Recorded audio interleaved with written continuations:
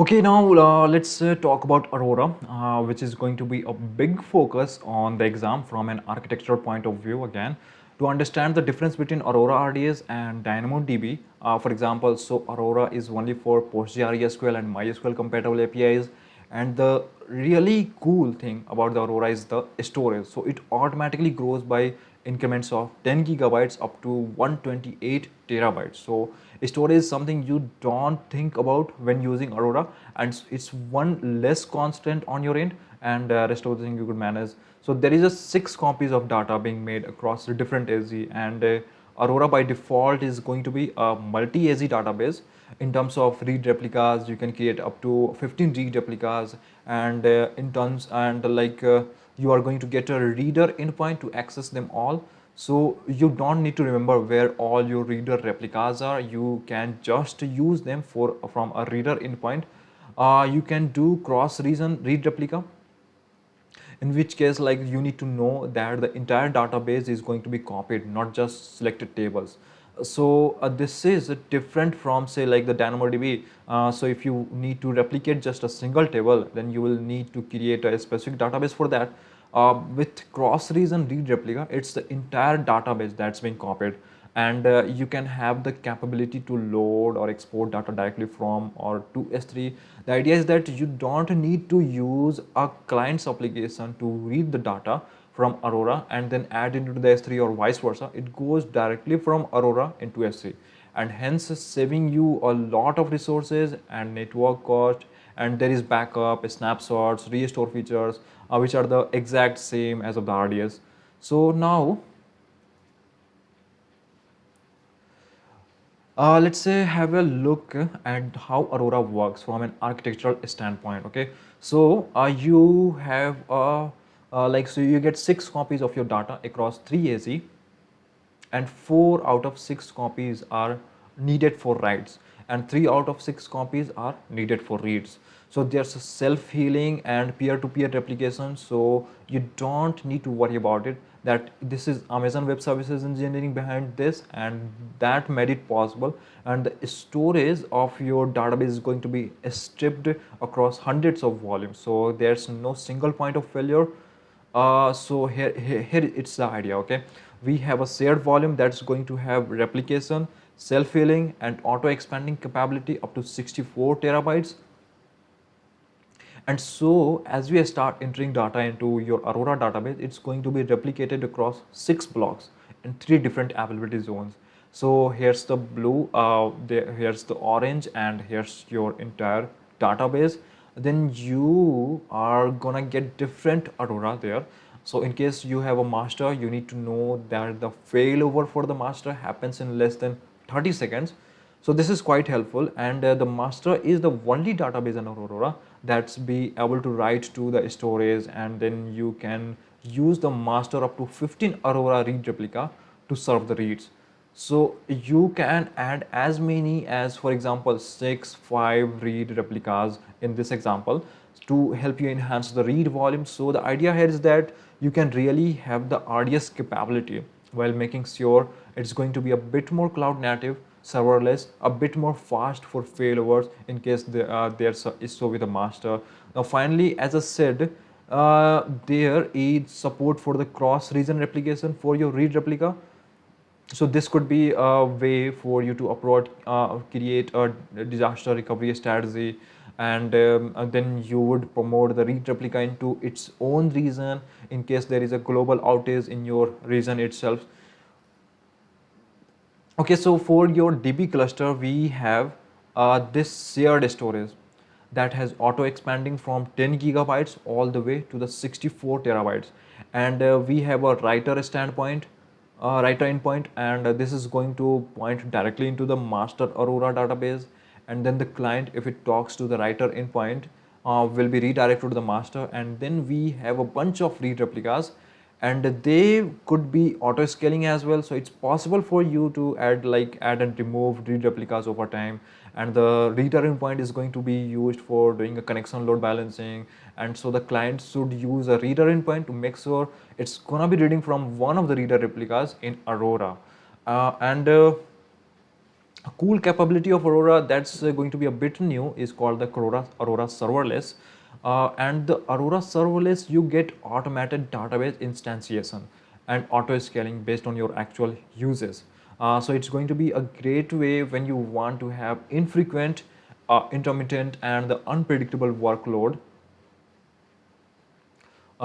because you don't need to do capacity planning, you don't need to guess what's going to happen. You are going to only pay per second, and it can be you are only going to pay per second, and it can be a lot more cost effective than provisioning your database on your own. So the idea here is that you get the same idea of this shared storage volume, and your client is going to be access a proxy fleet, so that's managed by Aurora and automatically by accessing this proxy fleet.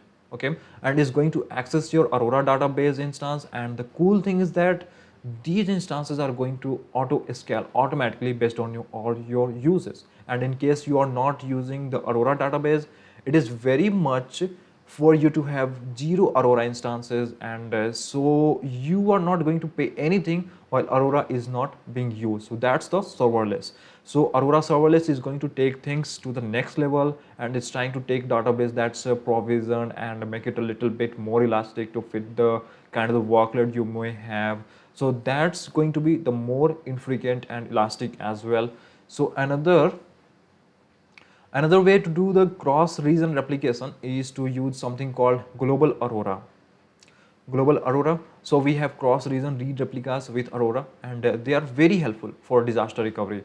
They are very simple to put in place, but now AWS has improved and say you should use instead an Aurora global tables, and in which case you define one primary region for your database, which is going to take all the reads and the writes, and then you can define up to 5 read-only regions. And Aurora is going to make sure that the replication lag between all these regions is going to be less than 1 second, and at least less than 1 second, and at least at least on paper it could be less than 1 second. And you can get up to 16 read replicas per secondary region. So it's a more scalable type of architecture, and it's going to help you when you want to decrease the latency. And in case you want to promote another region for disaster recovery, so there is an RTO recovery time objective of less than 1 minute. So this is the new way of doing cross-region replication in Aurora.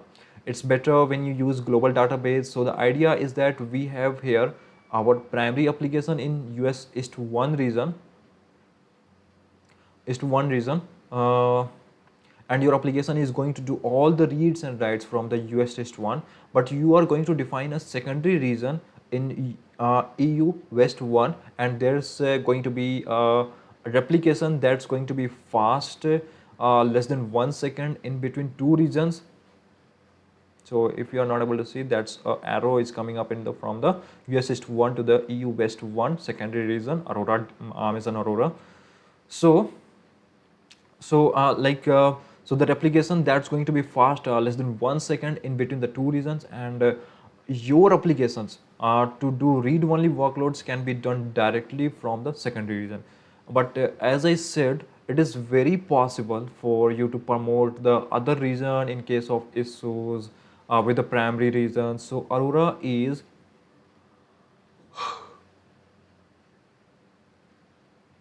So the Aurora here is really an advanced, more cloud native way of doing database on AWS. So it's going to be usually preferred to RDS. Now, finally, there is a new feature called the Aurora Multi-Master.